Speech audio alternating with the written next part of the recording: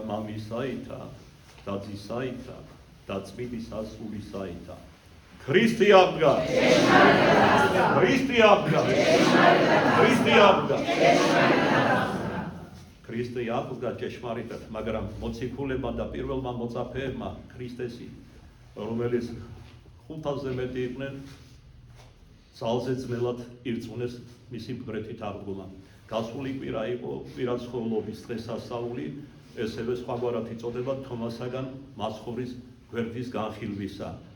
თვითონ ეს სახელდება უჩვენებს თუ როგორ ძნელად ირწმუნა თომამ ქრისტეს აღდგომა, მაგრამ ესეც მინდა დავსინო, რომ ამის მერმეთ თომა მოციქული გახდა ყველაზე ერთ-ერთი უფრო თავდადებული მოციქული, ყველაზე უფრო ველური ქვეყნები აზიისა, სწორედ ამ მოციქულმა მოუმოწაფა. მისი პატიოსანი ალბათ ისიც, რომ საქართველოშია სიონის ტაძარში არის დასვენებული კერძოდ.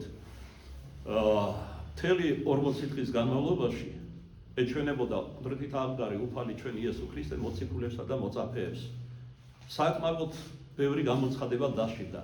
იგი ცდილობდა გულისხმაში მოეყვანა, რომ მისთვის ეწერა, ეს ასეც უნდა ყოფილიყო მისი ბრდება, აღდგომა მკვეთრით და მოჰყავდა უფალს ციტატები ძველი სხვადასხვა წინასწარმეტყველთაგან. ამას გარდა ისიც კი საჭირო გახდა, რომ რათა დაერწმუნებინა, რომ ზმანება რაიმე არ იყო, როდესაც პირველ ღამეს 11 ერთდროულად ეჩვენა, უпроსტად თომამთან არ იყო იუდა უკვე გამოაკვდა თვითმკვლელობით, 10 იყვნენ რიცხვით, რომ გაათხრა მეჭამადიო და მიუპყრეს მას, აი თვითონ სიტყვა მიუპყრეს, კი არ დაუდგეს, შიში ჰქონდათ მისი. მიუპყრეს ეს შეშინებულებმა შემწვარი თევზის ნაწილი და თაფლი და გოლეული. იესო ქრისტე მათ წინაშე მიიღო და ცდილობდა ამითაც დაერწმუნებინა, რომ ცოცხალია და არამკვდარი.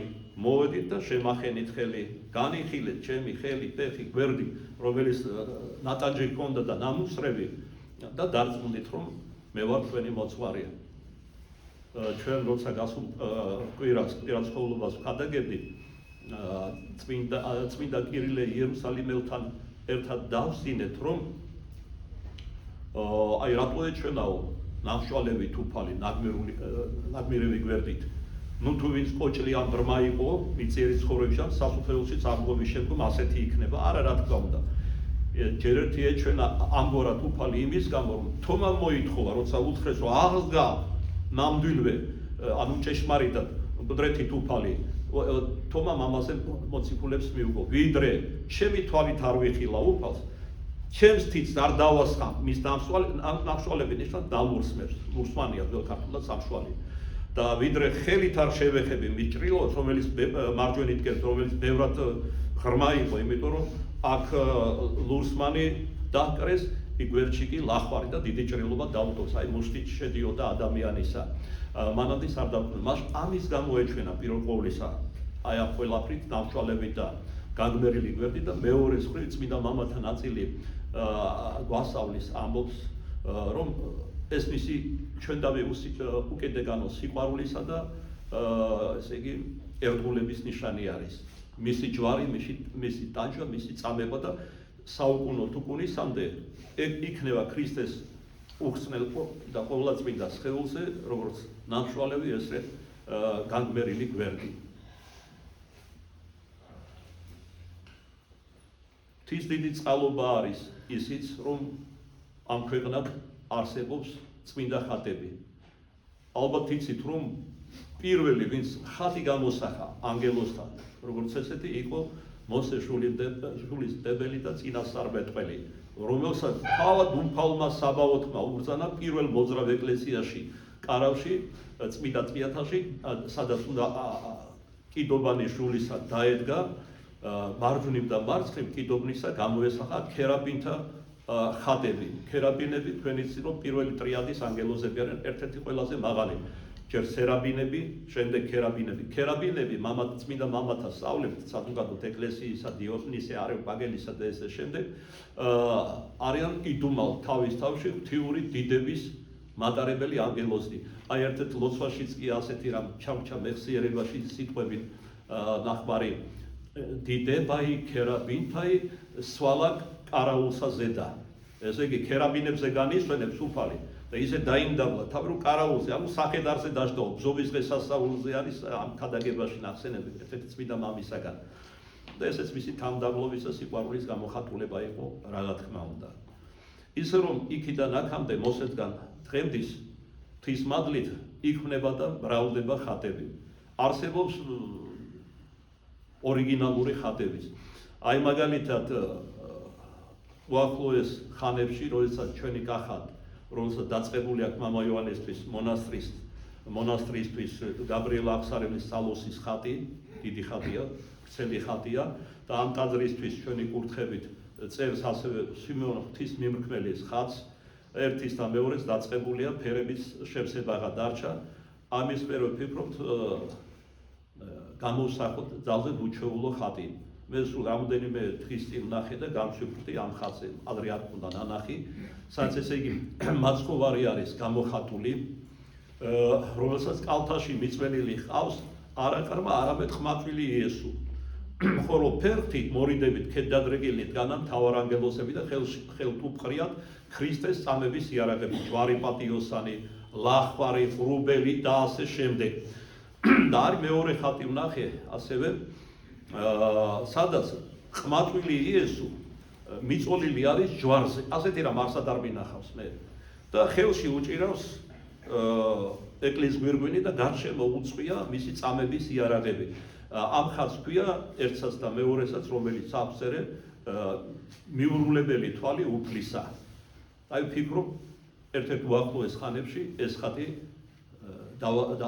დაიწეროს კახა დონაძის ხელით, რომელიც ძალიან ლამაზი კალიგრაფია და ხელი აქვს. საერთოდ ხატწერების სხვა სამყავს პრემში, მაგრამ ეს გამორჩეულია თავისი ნიჭით და გემოვნებით, ასე თქვა. რაც შეეხება ამ ხატს, სამი სიხაროს სრულიად მოულოდნელად გამოჩნდა ჩვენს ბრელში. თურმე ერთი წლის წინ ჩვენო ერთ-ერთმა ბრელთაგანმა მარინა შალამბერიძე შეუკვეთა ეს ხატი თავისი საფასით, ოღონდ ტაძრისთვის შემოსაწირად, თავისი მოყვასის სახელზე. მაგრამ იმის გამო რომ ძალიან ბევრი კურთხევები მიიღო ჩვენგანს, უამრავი ხატები იწერებოდა, ფიზიკურად ვერ შეძლო დაესრულებინა ეს ხატი, ფერთან ჩასმამდე იყო მიყვანილი. და მორიდებით მოვიდა 2 კვირის წინ მარინე და მთხოვა რომ იქნებ შეახსენოთ კახასო, რომ ეს ხატი დაასრულა. მე ვთხარი, თუ გაჩერდა, ჩემს გამო გაჩერდა, კურთხევები ჰქონდა, სხვა ხატები უნდა დაეწერა, ნაწილი უკვე დაბრძანებული არის ჩვენს 4 ეკლესიაში. ნუ მოუხმე კახას, თხოვე რომ დაემთავრებინა და ესე იგი ამასობაში აღმოაჩნდა გულზე რაღაც პრობლემა, ბორცვის მაგვარი რამ, დიდი რიგები იყო ოპერაციაზე, მოუწია რიგმა და მართვის დასაწყ რომ გაიკეთა მოკლედ გულის ოპერაცია. და მისი ხელიდან გამოვიდა ამ ოპერაციის შემდეგ ეს ხატი, სამი სიხარო. ძალზე ლამაზი ხატია, მადლიანი და მიმზიდველი. და გავეხუმრე კიდე ჩვენს ხატებს, ერთხელ კიდე უნდა დაგაწვინოთ მე საოპერაციოდ, რომ კიდე უფრო გააუმჯობესო ხატწერა.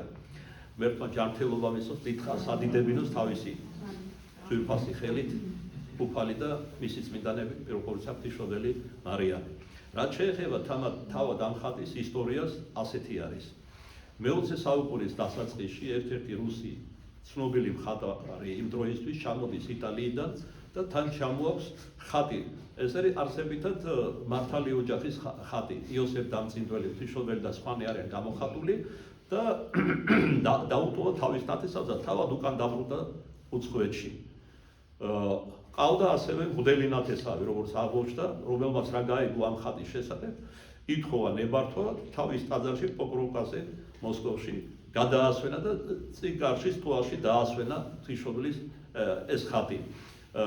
თლად ასლი არ არის იმ ხატის, თან ის იტალიური ხატწერის სკოლა არის და არც იმდენად მისაღები ჩვენთვის ეს უკვე მართლმადიდებლური ტრადიციებით და კანონიკით არის დაწერილი. ამ ხატზე გამოხატული არიან ღვთისმშობელი მარიამი, ყრმა იესო, უბრალოდ ხმათვილი იესო გადამავალია სიქმიდან სიკმათვილეში. იოსებ დამწინდველი, რომელიც მეურვედ დაუდგინა უფალმა ღმერთმა ყოვლადწმიდას და იოანე ნათლისმცემელი, ასევე ხმათვილი სახით არის. თქვენ იცით, რომ იოანე ნათლისმცემელი 6 თვით უფროსი იყო ქრისტესზე ადამიანური თვალსაზრისით და ამას გარდა იყო ნათესავი ღვთისმშობელ მარიამისა. და ჩვენ ესე იგი რაც არ ვიცით სახარებიდან წმინდა პატერიკულ მოთხრობებში წაგვიკითხავს, მაგრამ ის რომ იესო ქრისტე ხშირად იარებოდა იმ უდაბნოში, იმ გამოქვაბულში, სადაც იოანე ნათლისმცემელი სიყრმიდან, ბავშვობიდან მოღვაწეობდა და მომავალ ზეციურ საუბრობდნენ მათ შორის ჯვარცმაზე, ნებაზე, აღდგომაზე და ასე შემდეგ და თქვენიც რომ საქმო განგებულება იოანე ნათლისმცემელი გაიხადა ქრისტეს წინამორბედად. მისი ერთ-ერთი სახელდება ეს არის წინასწარმეტყველი, წინამორბედი, წირომუძღვის და ეს არის მისი დიდების სახელდება ასევე ნათლისმცემლისა. ერთი სიტყვით ამ რუსმა მდელმა გადაასვენა თავისი ტაძრის ტოლაში ეს ხატი. დროთა განმავლობაში დავიწყებას მიეცა ეს ამბავი, მაგრამ აი რა მოხდა, როდესაც დაიწყო პირველი მსოფლიო ომი, ერთ-ერთი დიდებული ოჯახი იყო და უაღრესად ღვთისმოსავი დედაკაცი იყო ეს ქალბატონი, ვიზეც საუბრობ, რომლის ქმარს ცილი შესწამეს, გააპატიმრეს და გარკვეული დროის შემდეგ ციმბირში გაგზავნეს. ქონება ჩამოართვეს, შვილი ტყვეობაში ჩავარდა და სასიკვდინე განსაცდელი ელოდა. ხო წარმოიდგინეთ, რა მდგომარეობაში იქნებოდა ეს დედაკაცი, მაგრამ ჩვენ ნაკლებ მორწმუნეთაგან განსხვავებით სასოწარკვეთას არ მისცემიან.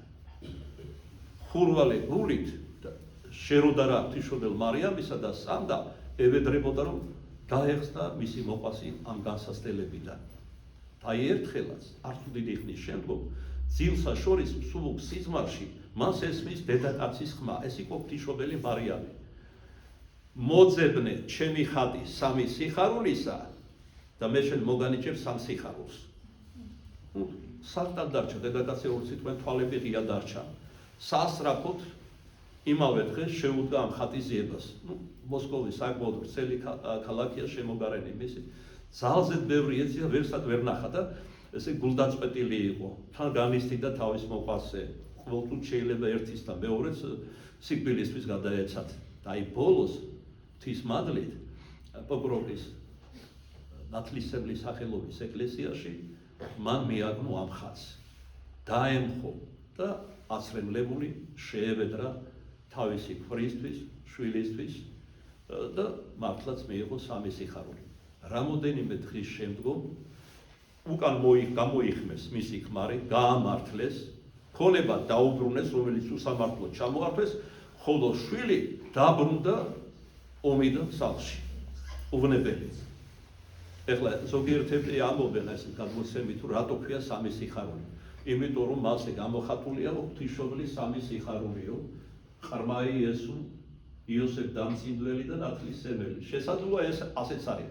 უფრო კი მე იმ აზრისკენ ვიხრები, რომ ეს სამი სიხარული რომ მიანიჭა იმ დედაკაცს მისი სარწმუნოების გამო, ამადაც ეწოდა ამ ხატს სამი სიხარული. და როგორც ჩვენი მრევლით დაულოცეთ, ერთ-ერთ წირვის ბოლოს გადაგებაში, ამ ხატის ხსენებაში, სამგვარი სიხარული მოგცეთ ყველას, სამშვინველისა, ხორცთაი, ანუ სხეულისა და უკვდავის სულისა, რაითა ერთობით სოფელს ამაშინა და ზესთა სოფელში ვადიდებდეთ მამასა და ძესა და სულსათმიასა და მარადისა უკულისამდე. ამენ.